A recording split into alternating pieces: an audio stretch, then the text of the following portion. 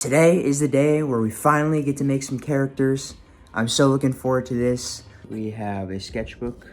This is actually just a black sketchbook I got off Amazon, but I painted it and added my own stickers to it. I think I may have shown this before already in one of the previous videos, but basically, I think every project I work on, like this short animated film, I'm going to use one of these entire books. I'm writing all my ideas, all my thoughts. That's why they're in clouds, all my sketches. You guys are about to see that in a second. And I think it'd be cool, just imagine in the future, just a library of I don't know, 15 to 40 of these books of just the background creations of the films and animations and stuff that I create. It doesn't have to be just those, it could be other stuff that I design and make too. But I just thought it'd be cool to have that. It'd be like an archive. It'd be cool. My hair's a mess, I don't care. Hello, Nico. The first thing that I really thought of was a carny kind of guy. So we need somebody that's going to work the booth of our mini game. Basically, the main thing I thought of was this suit, a striped suit. I don't know why, but basically this is gonna be somewhat of our conductor. I don't know if that's the right word, our mini game person. But I basically just kept on working, and this was actually the second one I drew here. Basically, I wasn't trying to put any limits on what I wanted to draw. At some point, actually really early on, I decided I really like this eye style. Of course, I want to switch it up every once in a while so we have some different looking, I guess, just to keep it fresh. We have a bunch of little things going on. One thing I really wanted to make sure I practiced when I make these characters is just different textures. So I want this guy to be super fluffy. Maybe this tentacle guy, the roughness is turned up or down, whatever way it is, so he looks really slimy. Same with this slug thing. This prop guy, I want an animation to have him spin. Maybe his tongue comes out, he's eating ice cream. I was thinking of some small little characters as well. You know, it's a carnival, there's gonna be stuff all over the ground, so we're gonna have some alien rats in there. I was thinking of a fun little scene, so we'll have maybe one of these guys swimming in a fishbowl. It's kind of messed up. I actually really like this character down here. I also worked on some storyboard a little bit. So I drew these all in about, I don't know, maybe an hour and a half. Just casually watching some streams and just letting my ideas flow. I actually really like this idea a lot. I don't want my ground just to be straight flat. I want there to be something on the ground.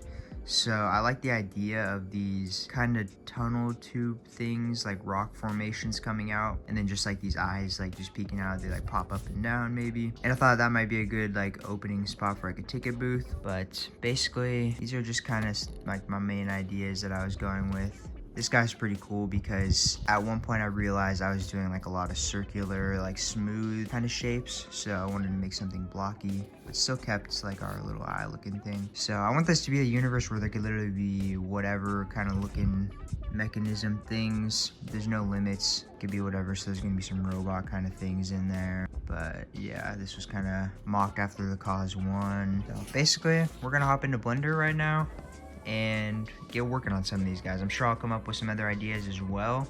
But if you guys like any of these specific, none of these guys are set in stone, by the way. These are just ideas. So some of these might make the cut, some of them might not, some of them might be more important, some of them might not. This was our Ferris wheel idea a little bit. Yeah, some of them are just gonna be just background, just walking. Yeah, you guys get the point. Let's get right into hopping into here. Alrighty, something I want to try today as well while I'm modeling is to kind of give a live commentary as I'm modeling these characters. I think it'd be kind of fun just to give my thoughts as I'm trying to create. Usually I just put on some music or something, so I kind of want to try to talk about my process a little bit maybe, instead of just going back and voicing over. However, I did make two characters without doing the live thing just to get the creative juices going and you know, get everything flowing a little bit. So while I throw the footage of those two characters being modeled, I'm going to cut to me talking about some ideas that I have for the voice acting of these characters. Just a couple thoughts that I recorded the other day, so we'll drop that right here. Alright, so something I really want to make sure I do in this animation as well is to add more characters in. It's something I've dabbled in the past, And I think it'd be fun to have like the people that support me already, you know, people that I know personally IRL and kind of know what I'm working on, give them an opportunity to kind of do some like one-liners, a little bit of voice acting if they're interested. I know some of them are because I've already asked them. I think it'd be fun just to, you know, give them a little bit of a opportunity, I guess, to see themselves in something that they already support, as well as I just think it'd be funny to see, you know, my friends. I already talked to my dad. I want to get my dad in on it as well. And I just think it'd be fun. We'll see how it works out though. I have not tried any voice acting or any voiceovers with any of my Blender animations yet, but I want to share kind of a little bit of how I was thinking about these characters. So as you can see here, I kind of wrote down like thinking about like what their purpose is going to be. Like, are they going to be just in the background, like walking around? Are they actually going to be interacting with Kevin? Also, how are they going to be interacting with Kevin? Is it just going to be something, you know, are they going to be talking with him back and forth, or just like a wave, short, quick, you know, whatever that's going to be. And then like the voices, how the voices will fit with each character.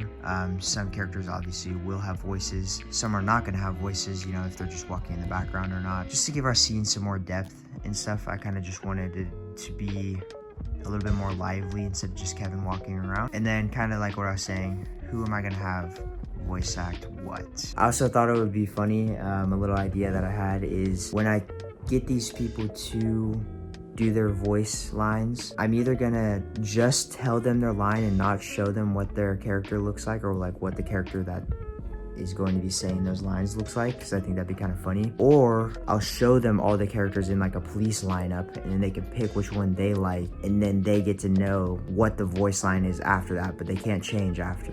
See what I'm saying? So they either get to know who they're gonna be first, or what they're gonna say first. I thought that was kind of just a fun little concept. Anyways, I'm rambling way too much. So those are my thoughts about how I'm going to pick voice actors, excuse me, and kind of my thought process on how I'm going to create characters in general. So as you guys could see, we created these two characters right here up front. Now, we did change this character. I did originally have all blocky, kind of like, and then I threw the subdivision surface on just to see what it looked like, and that did it. I liked that result way better than the blocky kind of robot look, so whatever. He can still be a robot. He can be a smooth looking robot. So as you can see, we have our first two characters done. Besides the armatures, we're gonna do the armatures later. And yeah, we're having a good time so far. Now it's time to decide where I'm going to start next. There's a few characters that catch my eye, but I'm not really sure. We'll see right now. Alright, we're deciding to go with the budget Elmo that we got going on here. Honestly, this is I know I'm kind of roasting it calling it budget Elmo, but this is kind of one of the favorite characters that I drew so far. Put on our first subsurf, and then bam, we have a spiky cat looking thing. And then we went ahead and drug, I don't think it's drug. We went ahead and grabbed the eyeball from our tall character. So then I went ahead and threw on another subsurface modifier, and the frills. That was kind of weird. The frills, the little things on the side of the face of our character here, weren't as exaggerated as I wanted them to be, so I had to pull those vertices out more. And the next step was to set some shape keys, just to get a basic like mouth movement for our character. And then for the body, I mean, I kind of wanted to keep this guy short and plump, as you can see in the picture here. I don't want anything too crazy. We are going to put some sort of hair texture on him, and I really like this guy. So brought another cube, put in a loop cut to kind of get that bottom half a little bit more plump on them. And then as for the top half on the sides, we selected both kind of side shoulder areas and hit I to inset them, and then extruded them outwards. This is a lot easier. I figured this out after the first attempt. I cut that part out, but this is a lot easier if you put a mirror modifier on instead of having to try to balance both sides or whatever. That was a rookie mistake. I've used the mirror modifier plenty of times already, but that's pretty much it for this character. Keeping them pretty simple. We're gonna do the hair and texture like I said in the next video. Let's get right into our next character here. Alright, so next up we have an even easier character to make. This one is basically a worm with an eye. It's based off of these guys right here that we drew the other day. So it's gonna be these two.